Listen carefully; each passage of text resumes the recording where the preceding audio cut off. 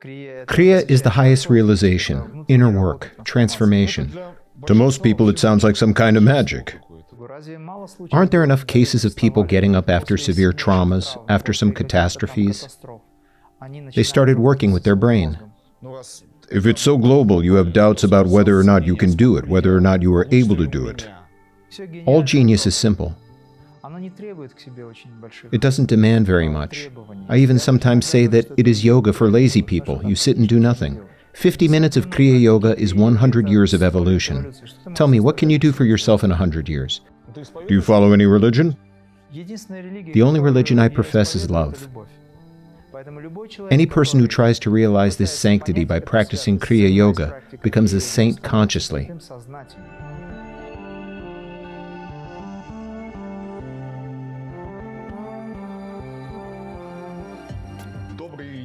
Good afternoon. This is the second part of our interview. The first part has already gotten an insane number of views. No wonder we've received so many questions. I did everything I could to make it go viral. I asked about money, where you spend it. I brought up superpowers. I asked whether you were a saint or not, and a whole bunch of other stuff. In fact, it all revolves around that technique. When you talk about Kriya Yoga, calling it just technique feels a bit narrow. It is about knowledge, deep knowledge that you bring to help to awaken as many people as possible. That's the main points of the first part. This knowledge is sacred. Once upon a time, to gain it, you had to spend almost your entire life traveling somewhere, looking for great masters. And even then, there was no guarantee you'd actually get it. Now you just write in a direct message on one of the social networks, I want to practice. And they'll send you the info. You show up and you get the knowledge. How is that and why? Why? A lot of people are skeptical. Is this really the same technique? Will this knowledge really help you to awaken and change? Why has it become so easy to get it? A huge number of people are already awakening through this knowledge. It doesn't even matter now if they're specifically practicing Kriya. They're focused on self-development. This process also involves studying their own psychology, for example. There are some really good paths and systems out there. People are searching for something that aligns with the laws of karma, with consciousness, and their level of awareness. At first they find something. Then after diving into it, they realize they need something a bit more exciting, something tastier. More effective.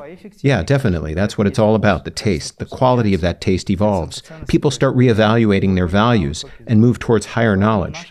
That's why we call our yoga the yoga of the higher path. It's not because it's above everyone else. It's already elevated spiritually. When someone is ready to embrace this, they go through various levels of understanding. You know, there are people who call or message the team with simple questions. You can tell they're living an ordinary life, like an average person with an average mindset. But then after a while, something changes in them, and they start asking deeper questions. That's a sign that they're changing, that evolution is happening, and their consciousness is transforming. If a person doesn't understand anything at all, they come and say, listen, I don't know why, but I feel like Kriya Yoga will help me. I don't even know what it is. They just intuitively feel it. Yes, intuition. They tell him, all right, just do this, practice these simple techniques. He starts doing them, and his consciousness just awakens. Some special qualities of consciousness open up in him, giving him a greater understanding. I'm not talking about the special effects that come from superpowers. Those are just a byproduct. I've mentioned this before. And the team, of course, tries to create the right conditions. I say we're like those crazy people who gain nothing from this. They just enjoy working without any conditions, out of compassion for the world. I believe it is inherent in human beings to enjoy doing good things. This is what service is all about. It is enjoyment of the fruits of service when you do it selflessly. It is very pleasant to do something just for the sake of it. People simply do not realize how joyful it is when you do a good deed, even if no one knows about it. I really like the Tibetan monk's idea of secret virtue.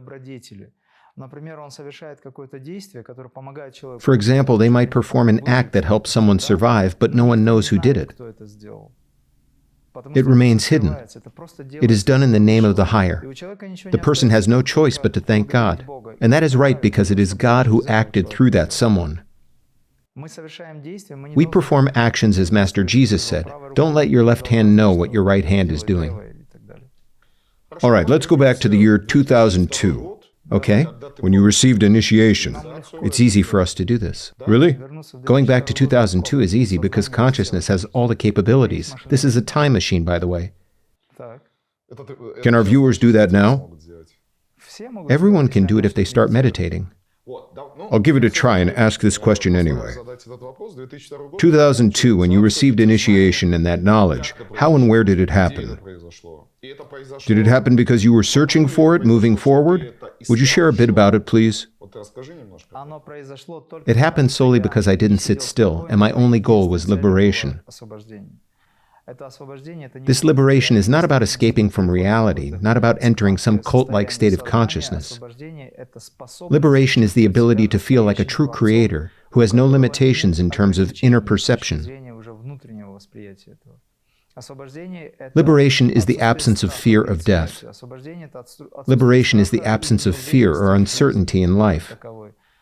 The desire for liberation is about finding oneself as someone who is constantly aware of their creative power. From the perspective of this cosmic self-awareness, who is continuously aware and enjoys this. In yoga, this is expressed as Satchitananda. Sat is truth, existence, consciousness, meaning you realize that you are already like this in eternity.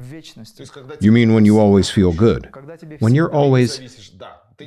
And you do not depend neither on mood, nor on society, nor on some political trends, finances, anything. But at the same time, you are in society. You may be in some financial schemes. But you do not depend on it. But you are free from it. You are self-sufficient. Is that possible? That's yoga. I just got a question from one of the viewers. It just slipped out. Telepathy, as you can see, is already working. You intuitively perceive the message. This is not just possible, but necessary. Only in this objective state of perception, you truly become those who love this world. Otherwise, there is struggle all the time. The two hemispheres are at war with each other. Interhemispheric connections must transmit that intuitiveness and divinity into our world.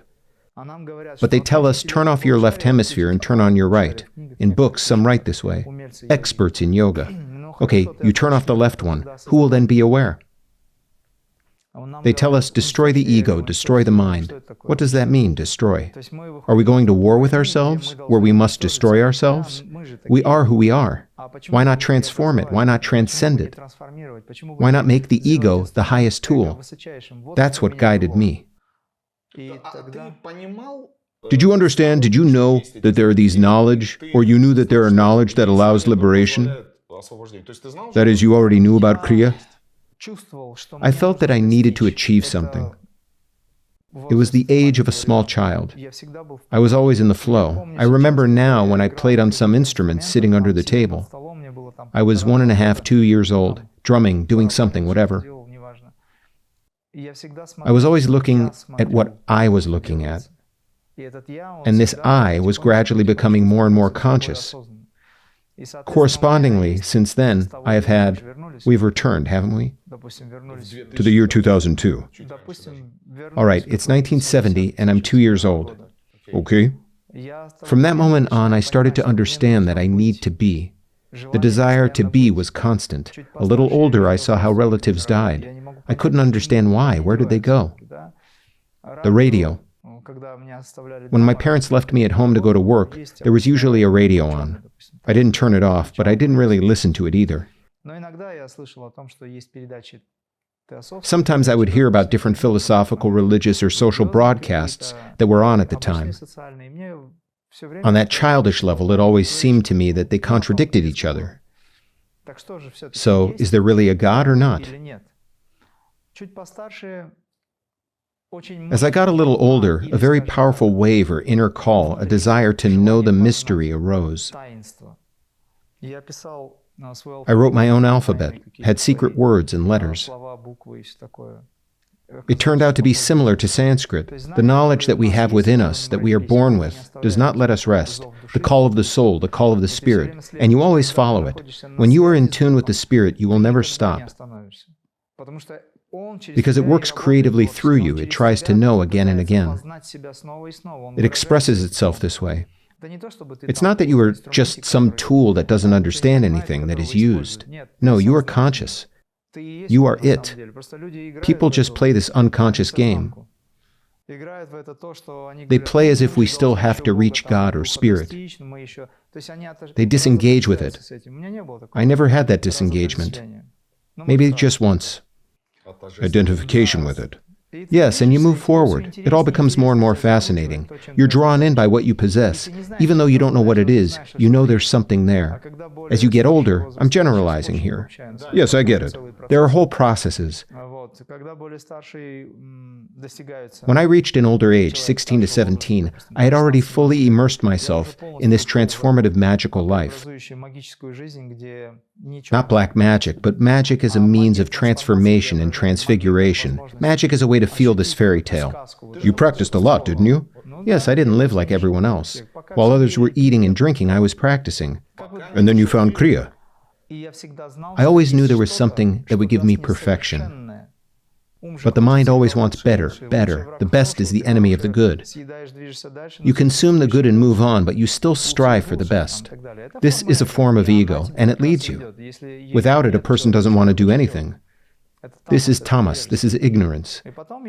And then I feel that everything I've tried, it all works, it's all great, but it doesn't satisfy me. There's no peace of the soul. When I came back from the army, I was fully devoted to practices. After finally fulfilling my duty, serving 2 years, I got a job as a night watchman, gave money to my parents, and just day and night, I practiced what I knew at that moment, and I was changing. By the way, I was studying Taoist magic, practicing martial arts, learning many things, and also playing music. In short, I was doing everything possible, and also giving some consultations. Then I worked at the Macrobiotic Center, studied Eastern medicine. I graduated from the Mahachkala Medical Institute with a degree in Eastern medicine. Because if I was working with people, I needed some kind of diploma. I gained experience, remembered and recalled everything, and I prayed for the highest to be given to me, the ultimate technology that would synthesize all knowledge into a single powerful structure and give a breakthrough. Because the only goal is liberation. How did it happen? When did it happen? The first time it happened in 1991 when Sathya Sai Baba came to me in a dream. I found myself in a sphere, in a space where I was not asleep. An avatar, when it appears, you clearly know that you are awake right now. And this is the most real reality. Even if you woke up, left this state, woke up, left, woke up, got up, it's not real. This world is not real. It's all the other way around. People who are used to the physical body think it's real. They ask, did you see Sai Baba? Were you sleeping or did you physically see Sai Baba? For them, the physical world is more important, but the physical world is an illusion. When an avatar appears, you are not sleeping. He comes so that you are awake on all planes. He came and gave me initiation. I already mentioned this. He told me 3 times, you must. I knew it was a manifestation of the Creator. But I also understood on some level, how can this be? The Creator cannot be in a form. Even in Islam, there is no such concept as appearing in the form of. It's like idol worship in a way. But my whole being understood that I was in the presence of the embodiment of that which is everything in everything.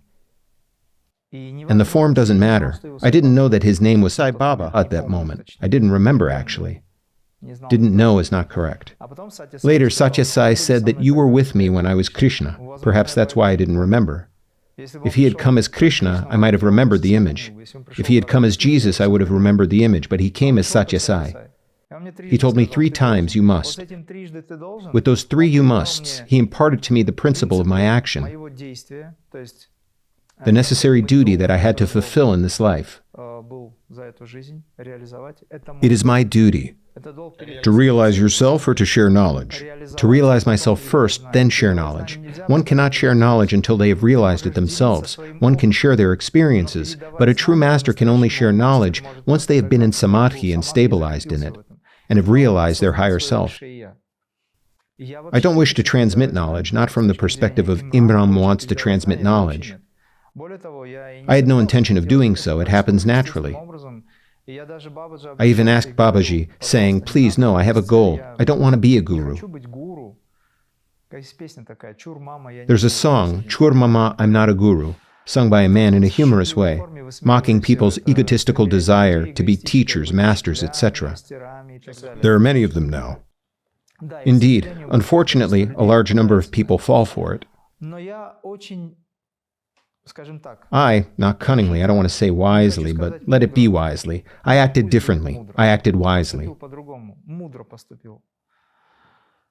The thing is, the knowledge and abilities I possess allow me to find a way to ensure that a person who receives knowledge can realize it themselves. I don't teach, I simply provide the technology and guide them on how to educate themselves and become a master. That's the crux of it. How can God teach God? Everyone is equal before God. How can a person who is no different from you or me teach you? When there is the highest presence within you. At the same time, you have knowledge. I have knowledge of how to awaken this highest presence. That's what it's about. We awaken it. I can share my personal experience of how, in unbearable conditions, amidst a lot of snow and dampness, I was still able to light a fire and warm myself. The fire is a symbol of God. But you will warm yourself. Yes, you will warm yourself. Then that fire that warms you is the same fire that warms me. We are all the same. The task is to simply create conditions under which people, as they evolve, understand the main principle. Unity. Brotherhood. That's what it's about. There are universal human values. The striving for truth, truth that allows a person to understand.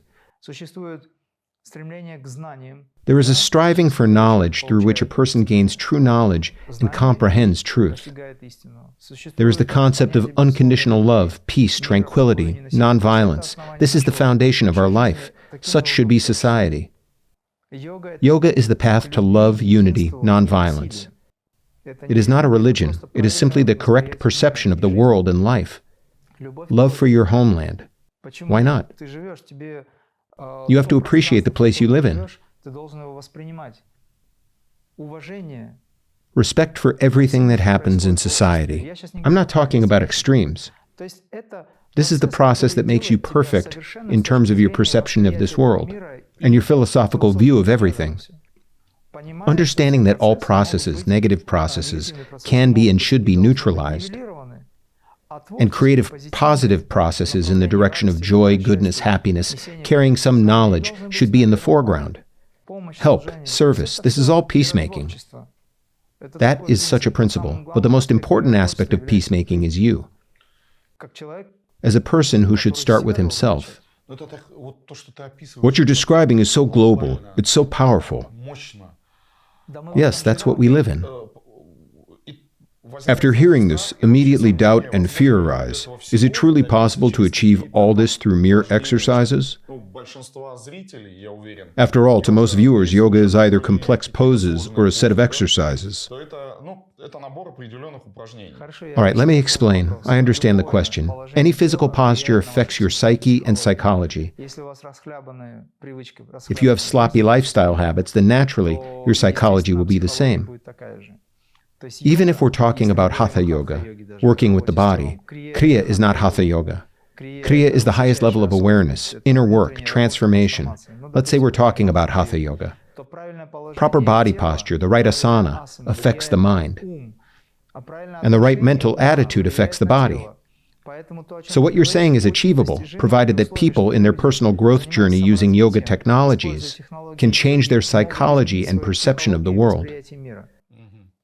By changing their attitude towards themselves, they can change their attitude towards the world. Sai Baba says, respect the laws of the country you're in. Why did he say that? Because he's God. But if everything is one presence, if everything is an illusion, what attachment should there be? Many people say everything is an illusion, yet they still go about their daily lives, eating, dressing, trying to do things for themselves. But if it's all an illusion, how does that work? It seems like a contradiction. But no, it's all an illusion from a divine perspective, but from a human, social, and everyday life perspective. It's what we should respect. We're here after all. Even now we're in the studio recording using technology. We respect all of that. Baba says, respect, be patriotic to your country. Not because we're attached to one place and hate everyone else, but by nurturing a sense of patriotism, we create a positive space. Again, as a result of certain physical exercises,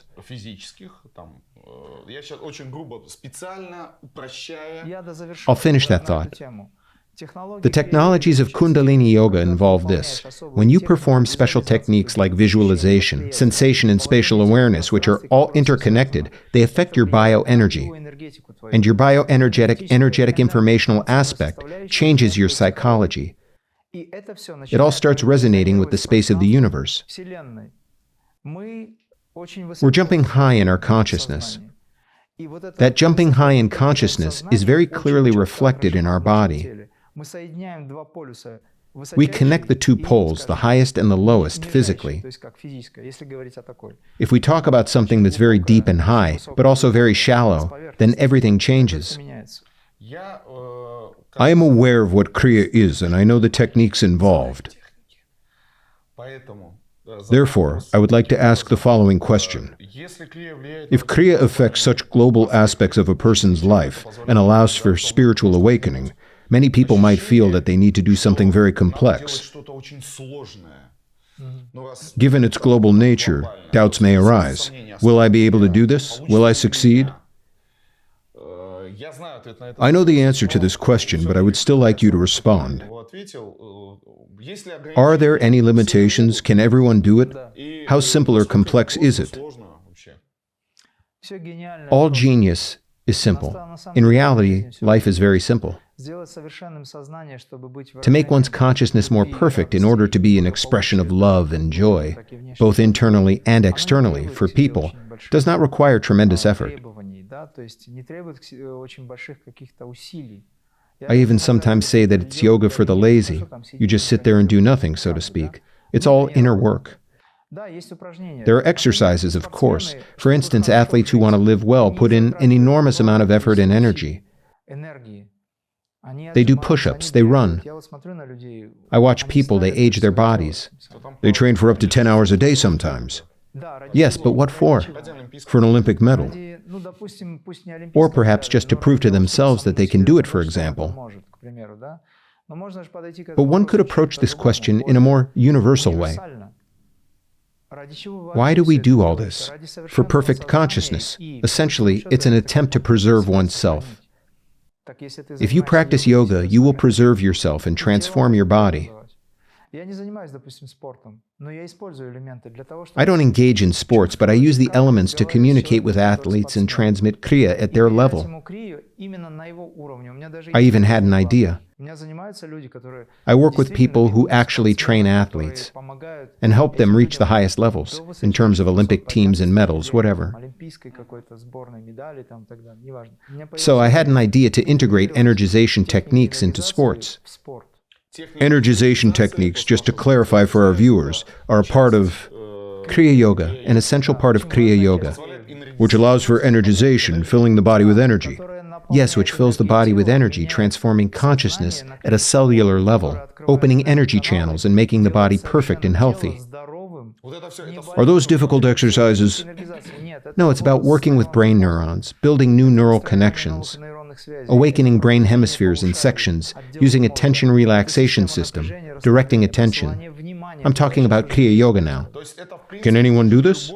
Absolutely anyone. All right, let's set Kriya Yoga aside for now. Haven't there been plenty of cases where people have bounced back from the most severe injuries and disasters? They started working with their brains, their consciousness, focusing their attention. All you need is high concentration. Direct your attention and will it. Because humans are creators, you know. That's what I tell people I believe in, who don't believe in themselves. I tell them I believe they're expressions of divine power and creativity. My job is to empower them with that belief and give them the knowledge. Let them take it from there. To continue, I just want to shatter all the stereotypes, the cliched stereotypes surrounding Kriya. Anyone can do it, right? But how much time does it take? It seems like it takes all day. Formally, the practices themselves take 1.5 to 2 hours. They include breathing exercises, techniques, and certain body postures. In a day? Yes, once a day. Every day? Once a day. But everyone does some form of exercise, right? Of course, we all eat every day after all. Do you need a special space? No. Any equipment? No, just a place where you can stand and stretch your arms out a bit and sit down. That's it? 1.5 meters? Yes, about 1.5 meters, even less. You can extend one arm, then the other. Any position will do. It's about the internal aspect. You don't need much space or special conditions, except perhaps at the beginning, so that no one interferes with you or walks through you. This sounds like magic to most people. How important is the role of the master? If one practices regularly for a certain amount of time, can one achieve liberation? Liberation from attachments and from the feeling of being weak and helpless, and from guilt. Is awakening possible? Awakening is possible at any stage of Kriya Yoga. It depends on one's karma. Sometimes someone may just start and they're already in samadhi. It does happen. Really? Yes, it's rare, but it happens. They've brought it with them from a past life. On average, how long does it take to? There's a supreme Kriya Yoga technique that's given after some time, when the person has mastered the basics. In one inhale and exhale, one lives through a year of evolution. Evolution? Evolution. If someone's interested in achieving cosmic consciousness, not just becoming a brilliant scientist,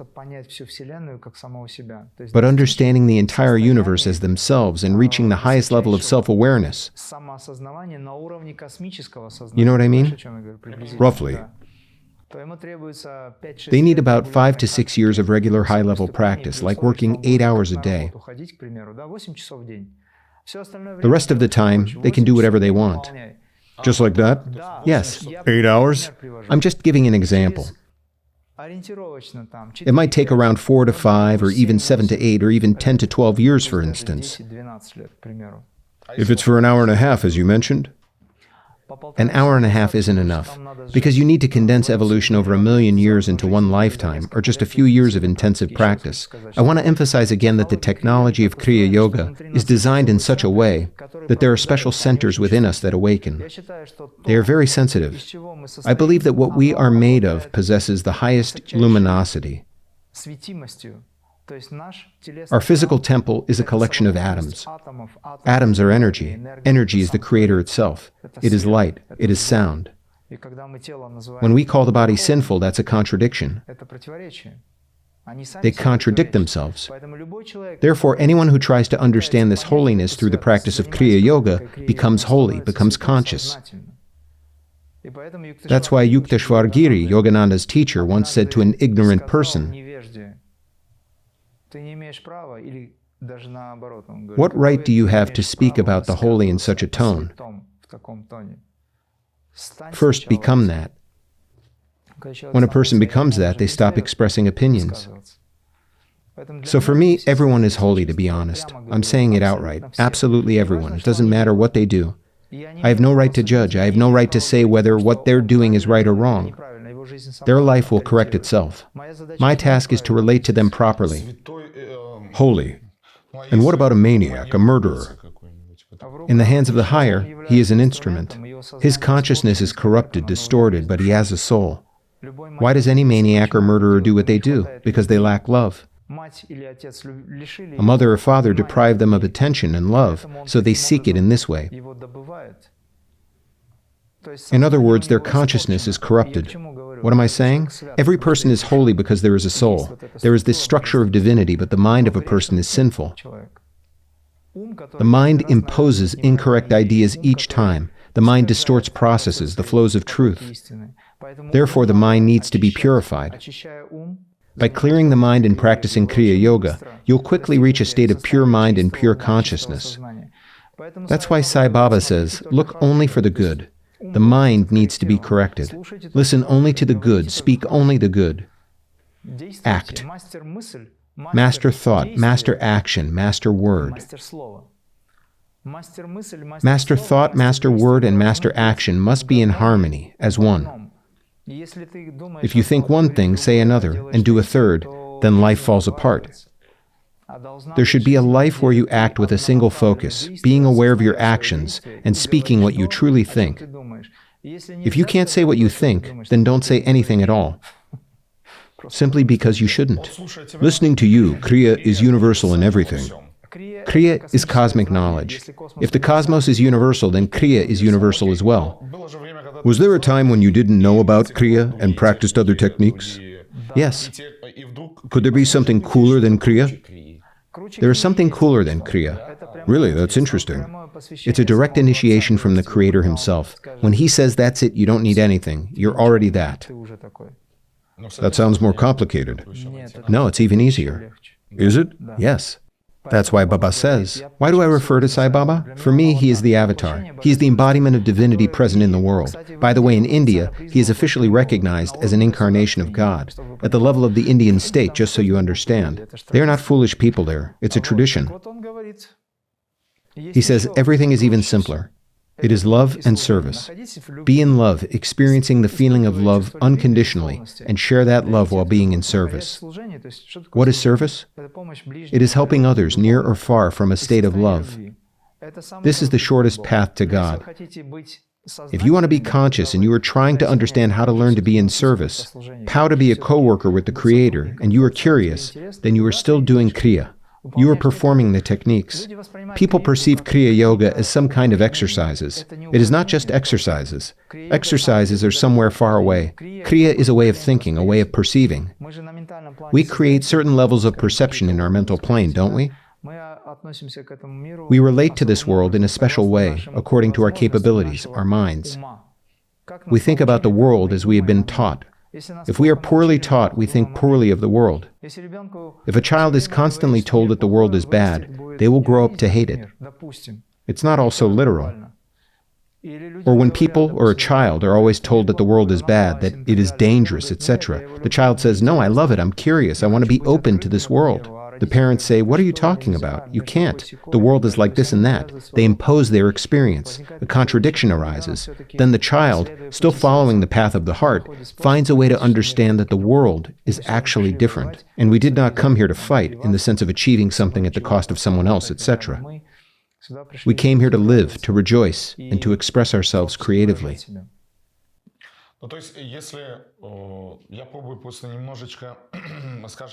I'm trying to simplify the information a bit for people who... Do you think they won't understand? No, I didn't say that. I think well of people. I'm just thinking, Honestly. Yeah, I'm aware. What I mean is that Kriya is certain exercises that are accompanied by a specific kind of thinking. Yeah. Like what? You want to structure it. Yeah, it's just that there are people who need that. When you engage in Kriya Yoga, which means you're doing the techniques, you're working on all levels at once. On a spiritual level, you see the world as love, as a manifested force. Are these some kind of thought patterns? You're just tuning yourself into that, to begin with. We're talking about the simplest things. You tune yourself into the idea that there's a Creator who cares for you. And while performing all these actions, you turn to Him in your heart or mentally. That's the spiritual aspect. When you take action on the physical level, you know what to do. For example, you need to perform a certain asana, the Mahamudra. Sorry to interrupt, but this is really important. We talked about how Kriya is for everyone. You mentioned turning to the Creator. So should the Creator be present in a person's worldview, in their perception of the world?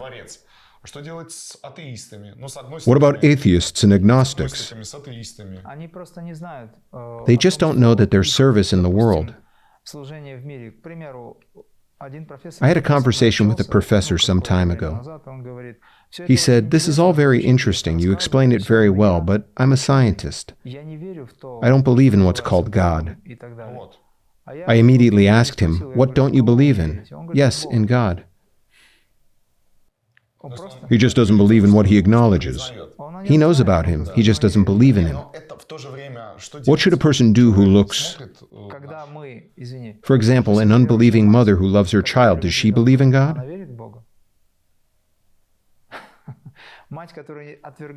A mother who rejects the presence of the Creator, seeing him as some kind of an old man with white hair and a beard, yet radiates love for her child, which is a manifestation of God. Does she believe in God? She just doesn't understand that. Her mind doesn't recognize it. But her heart and soul always know that He exists, because that is already love. Do you need to believe in God to practice Kriya? No, you don't need to. That comes later. How can you turn to the Creator and at the same time not believe in Him? We're talking about structure. There is a highest level of perception where you communicate directly, and we're discussing a simple action. Let's start from the bottom. A person comes and says, "I want to practice with you." I ask, "What brought you here? What's driving you?" "I don't know. I feel like you can help me with something." "What's bothering you?" "My health. I want to set up a business." To set up a business, what do you need? You need to structure your consciousness. You need concentration to hold all this in your mind. Yes, a lot. The tension is very high. My brain can't take it. I have several companies to manage, and I need to control all of that, etc. Then engage in practices to energize your body so you can handle the load. Work with your brain so you can retain focus without losing too much energy. Or while managing the load, keep what you need and control it. After a year or so, his consciousness changes. He says, "Listen, I feel like I see the processes much more deeply. It turns out there are interactions between people. It turns out there are relationships." I'm exaggerating a bit here. This is also an element of Kriya Yoga. When you start practicing, you begin to feel. At first, it was a cold intellect, mind, and body. That's it, I understand, I know how to act.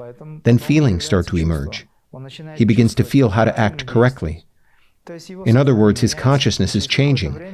After a while, he starts to realize that there is some kind of force that allows him to do all of this. And then he communicates with it directly. Sometimes he even finds himself in tears. "I was mistaken, I didn't know. It turns out I'm being helped. It turns out the universe loves me." People say the universe loves us. Fine, if you call God the universe, go ahead. Some call God God, some call Him Allah, some call Him Christ. What's the difference? God has all forms, He is everything. You often say that Kriya isn't religious. Absolutely. And it doesn't prevent people of any religion from following either one. Yes. But at the same time, you often talk about reincarnation. Past life, next life, how does that work? Because it's obvious. A child is born with qualities. A child is born with certain abilities already. And parents sometimes joyfully smile as they watch their child start to draw or tell stories. Or the child behaves in such a way that it's impossible for them to have seen that in the short time they've been alive. Just an example. Where does that come from in the child? Where did they already get that? We can, of course, speculate that maybe they picked it up. But where? A child being born with certain qualities brings them into life, characteristics that the parents don't have. And the parents say, "We don't know where this comes from. They have some special traits. We don't have that." For example, a child sings from a young age. And not just la la la, but you can see that the child has been working on it. And they're expressing themselves. This suggests that they must have been someone else before, that they've developed this skill. We can't just suddenly know how to do something if we've never practiced or had any experience. That's why there are incarnations. But I've given a very flat and perhaps primitive understanding of it. There's so much more that points to this. It's in the scriptures. People just don't understand it. You were born in Dagestan, an ethnic Muslim in the Islamic tradition. Yes, but my parents are teachers. It's actually a secular republic. Some people believe while others just continue living their ordinary social lives. There's no religious cult. From that perspective, everyone is the same. People are different. Do you follow any religion? The only religion I follow is love for everything. It doesn't matter to me what nationality or religion a person is. In Islam, it's said that we should love everyone because we are all born with the will of the Almighty, and so on. In Christianity, they say that love is the most important principle. In Buddhism, it's the main principle as well. Judaism also has a pure perception of love. So what's there to discuss? That's the first point. Is God omnipresent? Yes, He's omnipresent. He has expressed Himself in various ways in all things. Different confessions have been created. Let's say there are religions. What can be the foundation for spiritual development? What is the base? It's religion. If a person, like you mentioned, a serial killer, what chance does he have to change? What can prompt him to change? He might meet someone who tells him that there is a God who loves him, for example. Simple religious postulates of truth. He starts on the foundation of a religious figure. Then he gets carried away and becomes a religious fanatic. That's better than what he was doing before. After a while, his soul begins to purify, his consciousness cleanses, and he reaches a level where he simply loves, where he radiates love. That's already a saintly level. So any person, regardless of who they were, can ultimately become a saint by engaging in this. When we know that such a thing exists, we shouldn't judge anyone. Accordingly, Kriya, as an action, as knowledge, as a science, allows you to perfect what you love. Muslims come to me asking me how to properly perform prayers without getting distracted. There are many thoughts, and we don't want them. We want to recite dua, addressing the Almighty with our requests, and we have many doubts about whether He hears us or not. A lot of things come up. Thoughts pop into our heads, and they don't understand where these thoughts come from. All of this is studied, and there is a technology for it, how to be properly concentrated. Sometimes people come up and say, I'm a churchgoer, I attend church regularly. I want to ask you, if I start practicing Kriya Yoga, the Indian system, will I lose my faith?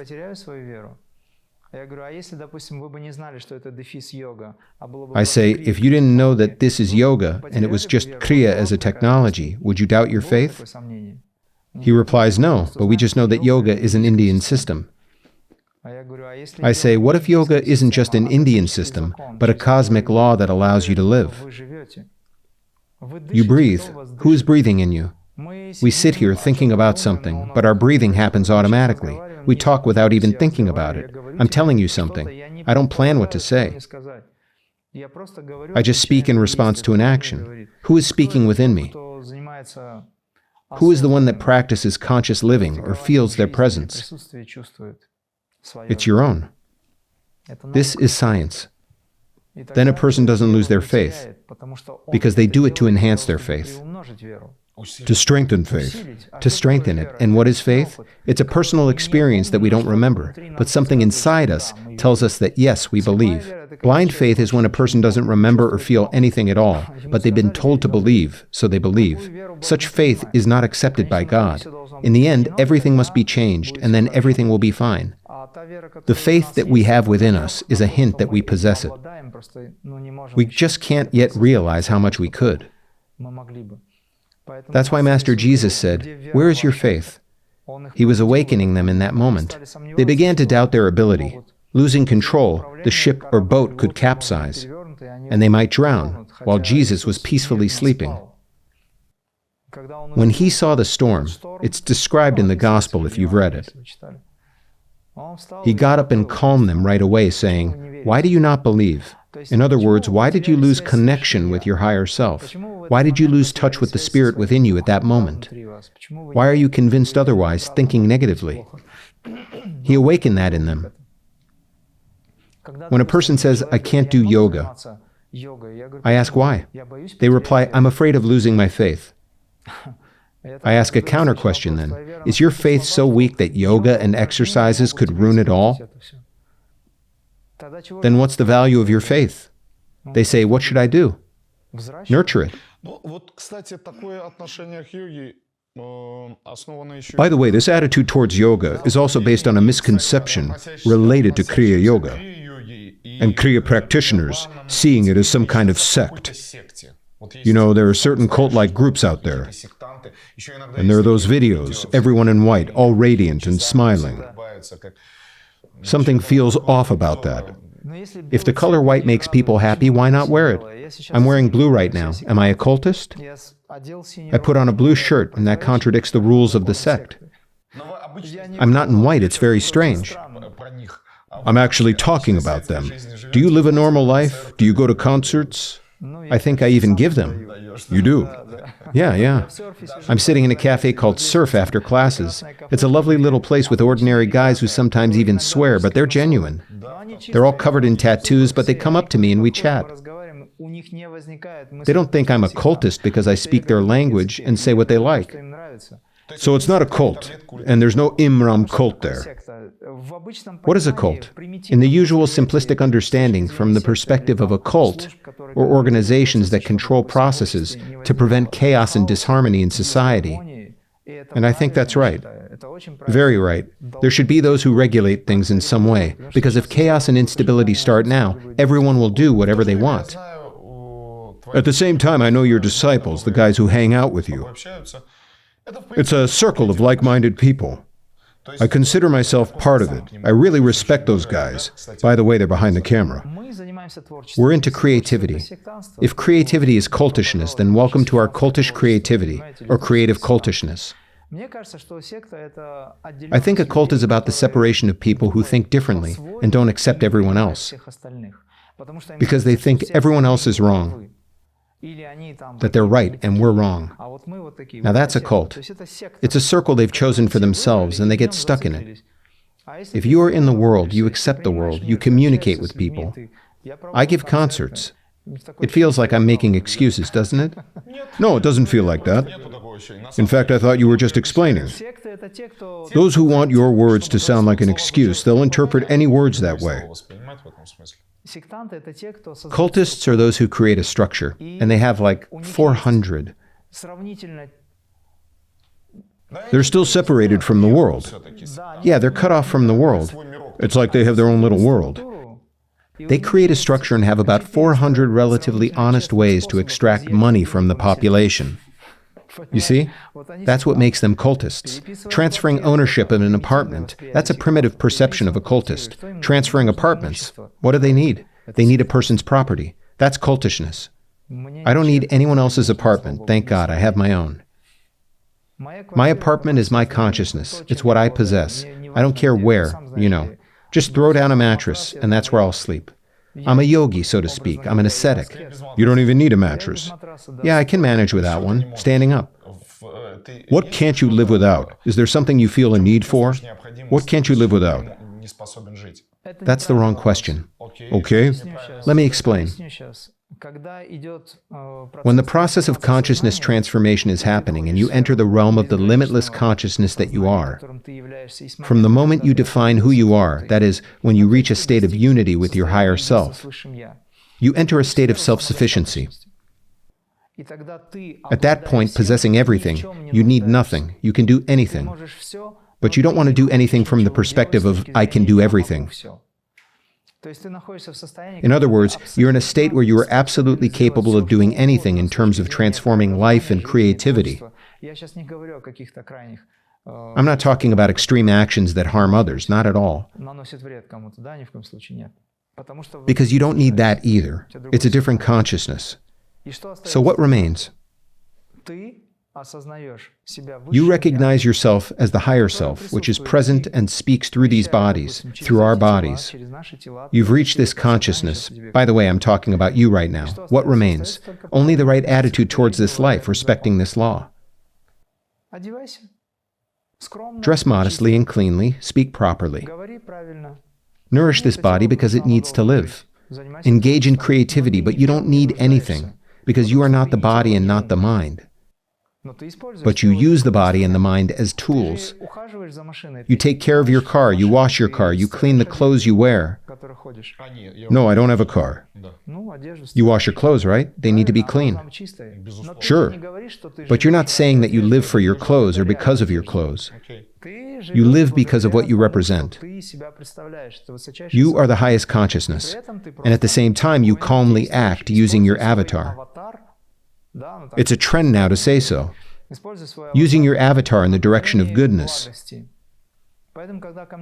When people come to me and complain about life, why our life is that way, why there's such a system, a structure, why we can't change that, why I lack money, no salary. They're unhappy with life, unhappy with society. I say, listen, focus on self-development. When you come to the realization that you deserve this, you'll be able to change your attitude towards it and become self-sufficient. Then you can continue your work, but without resentment. Because you'll have to work to feed your body, to provide for your... Well, you don't need to. You could go for breatharianism, for example, but someone else may need that. The conclusion to this question is, you need nothing. As the entity that is externally referred to as Imram, I need nothing. But the personality that works in order to work needs basic things. I don't have many things that I require. The personality that loves to write music, the essence that is currently transmitting vibrations of light and sound and wishes to be expressed. This higher creative self demands expression so that the space can become better. It understands that it needs tools. Those tools are the body, the consciousness, a clean functioning brain, and the instruments, like synthesizers, a guitar. It's the voice, the vocal cords. You use all of this. Imram, I don't have any more questions today. That's too bad. I had this idea pop into my head. I haven't mentioned it to any of the guys.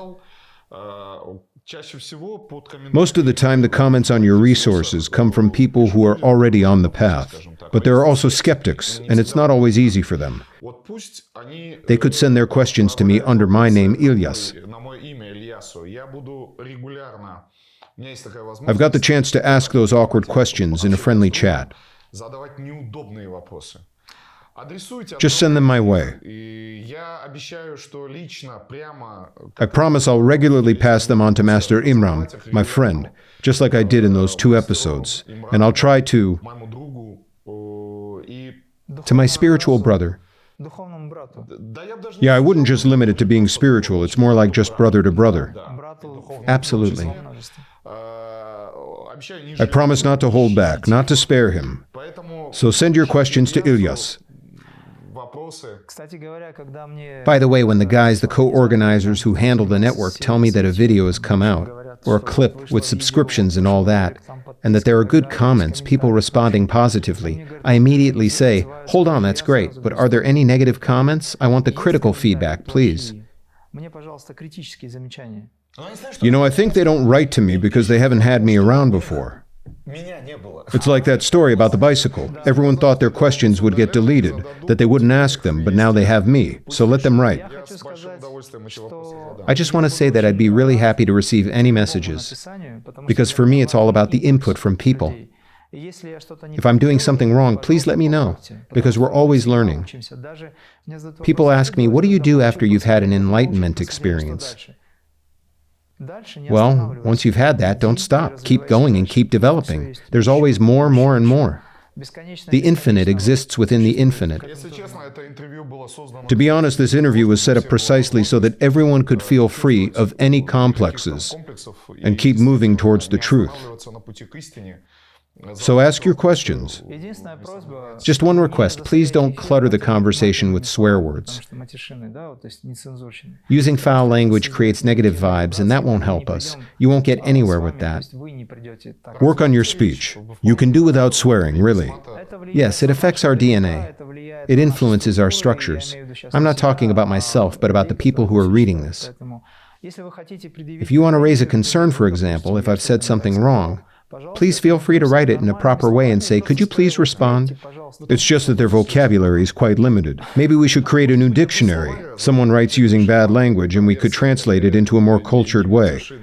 You've already developed a version of a new satnav for cars. Yes. A positive one. I want to thank you. Thank you so much. Thanks for this interview. Thanks to everyone. In your person, I thank all the others.